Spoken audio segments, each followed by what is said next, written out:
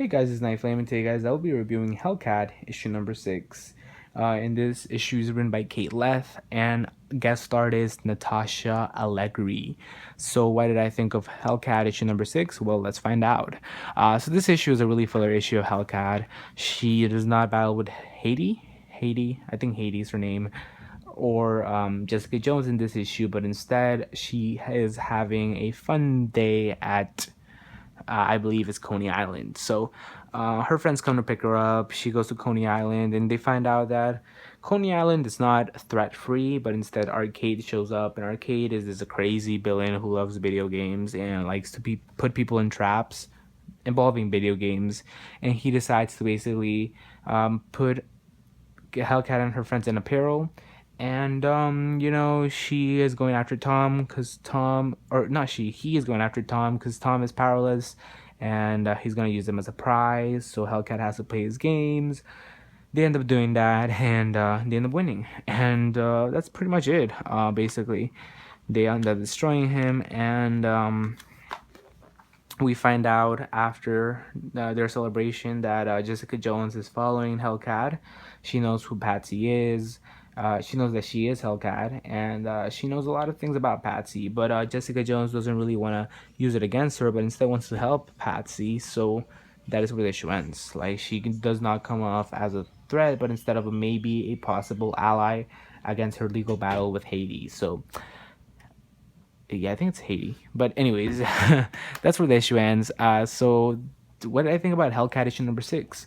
I don't know if this was originally what the issue was gonna be about. I feel like this was what this issue was gonna be about, but it's interesting. I'm not sure what I really thought about this issue. I didn't enjoy it.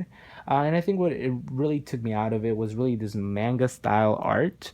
I know that sometimes we do see this kind of art style in Hellcat when, Brittany Williams kind of makes her a cartoony character, but I feel like Brittany Williams' art works better than this. This kind of makes it feel like a goofy comic, which is, at points it kind of is, but I just feel like it really took me out of it, especially the way that she drew Arcade. I just wasn't a big fan of. It's not my cup of tea. I feel like other people would love this kind of art style, but for me, it just wasn't it. I just couldn't like it. I couldn't feel it. All the characters felt really kiddish. So yeah, I just wasn't having it. And I feel like Arcade was not a good choice of a villain. Arcade could have been just a menacing villain, but they kind of downgraded him a little. So we'll see. I'm not sure. I just wasn't feeling it. I just didn't like the plot, the villain. I didn't like the art, but I did like Jessica Jones kind of showing up at the end, all cool and everything, being like, you know what, I'll be your ally.